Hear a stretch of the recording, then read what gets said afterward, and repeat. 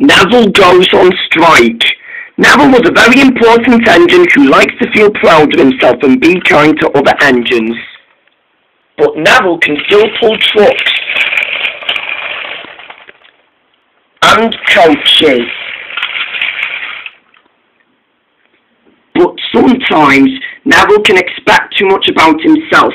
Ever since the Fat Controller rewarded him for his new branch line for being brave on Boulder Mountain with breaking down again, Neville was still moaning about his branch line not being ready for him.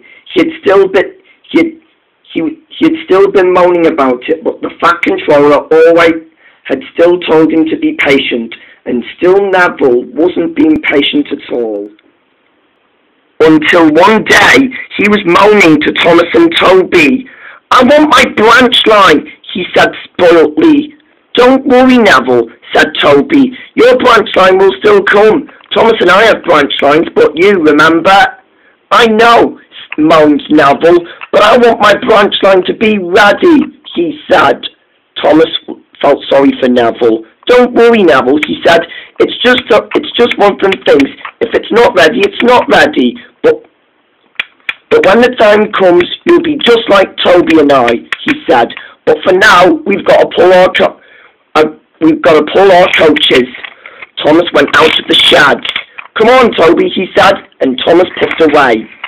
Toby was ready to get out of the sheds. "Goodbye, Neville," he said. "I hope your branch line comes." And Toby trundled away. Neville was so left out. Instead, he had a plan of his own, so he went out of the sheds to have a new plan. Later, Toby had just arrived at the station with Henrietta when he heard an engine's whistle. There was Neville on his way down the line with a posh red coach behind him. Neville began pulling it so fiercely that he stopped outside the station to talk to Toby. "Anyone inside any volunteers for the passengers to get on this coach?" he said. While he was hearing the music from inside the coach. The music was so noisy and loud that the passengers were getting giddy. Toby couldn't hear himself think. "Neville," he said, "where'd you get this coach from?" "I'm adding this to my new branch line," said Neville. "But your branch line is not ready yet, Neville," said Toby. Neville was sick and tired of being patient, that he enjoyed listening to the music from inside the coach. Suddenly, however, Lady Hart got out of the coach. "Neville," she shouted, Don't you know what you're up against?" she said. Now that the passengers from inside this coach are playing the music dead loud, I can't even tell you what I was supposed to tell you." "What was that?" said Neville. "The truth is," said Lady Hart, "it's been my birthday 4 days ago, and it's not my birthday today. Please tell them to stop the music," she said. But she walked back into the coach. Neville began competing repeatedly. "This is fun," he said. Any more passengers in this coach or not?" But the passengers were so cross. "Neville," they said, "we know you're excited, but right now we need to get on board Toby." Neville took no notice and puffed away. "He'll calm down soon," said Toby, and the passengers agreed. Just then, the second place Neville went to was the quarry. He raced into the quarry and found Boko on top of Boulder Mountain. "What's with all this music in that coach, Neville?" said Boko. I'm adding it for my new branch line," said Neville. And it's Lady Hart's birthday today," said Neville. So I'm getting her on board with these passengers while these passengers enjoy the music from inside my coach. "This isn't just your coach, Neville," said Boko. Listen, Neville," said Boko. "I know this is interesting, but you've got to do your work. You've got to do your work. You can't work on the branch line right now. The Fat Controller hasn't decided that he wants you to have a branch line. Look, he said, I have some stone trucks to take to the harbour. Now go, please. Neville was cross. He puffed away and was still on strike, except the fact that he was not doing his work and was showing his new coach around the sights of Sodor every day and every night.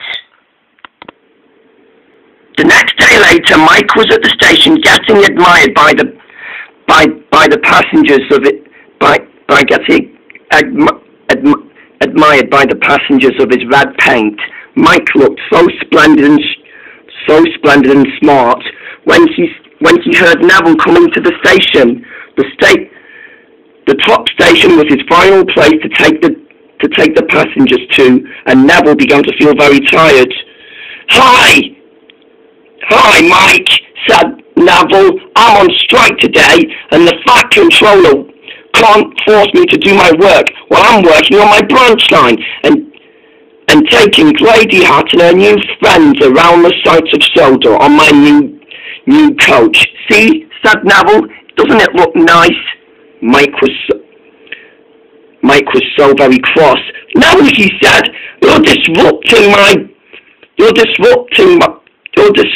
my crowd of passengers in the station here, said Mike. So why don't you do your work?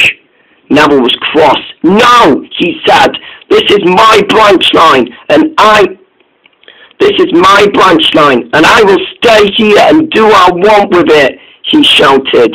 But Neville felt so tired he couldn't think of something to say to Mike. He yawned. I've got to go. I've been working on the branch line all day and all night without any sleep. And Neville puffed tiredly away. Good riddance, said Mike. And with that, the passengers went back to admiring.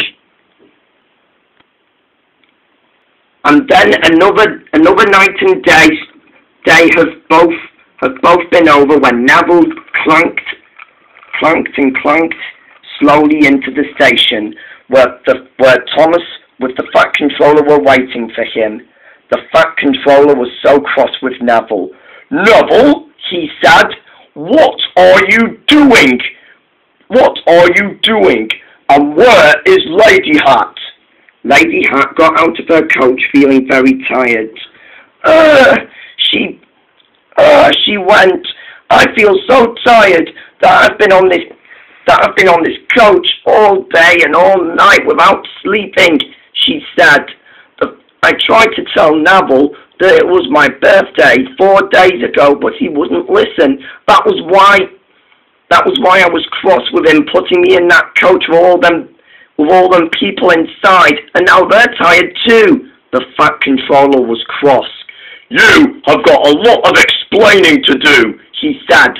But you wouldn't let me have my branch line. You rewarded me for my bravery, and now you're not letting me go on it. Neville, said the Fat Controller, I would never say I would give you your new branch line, he said. Neville was cross, but was lost for words and went to sleep. Thomas puffed away. The Fat Controller felt sorry for Lady Hat.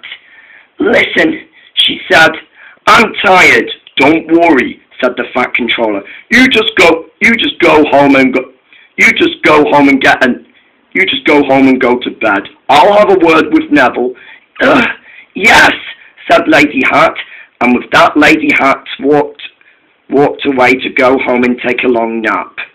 The Fat Controller was about to speak when he saw Neville closing his eyes and going to sleep. The Fat Controller was absolutely furious.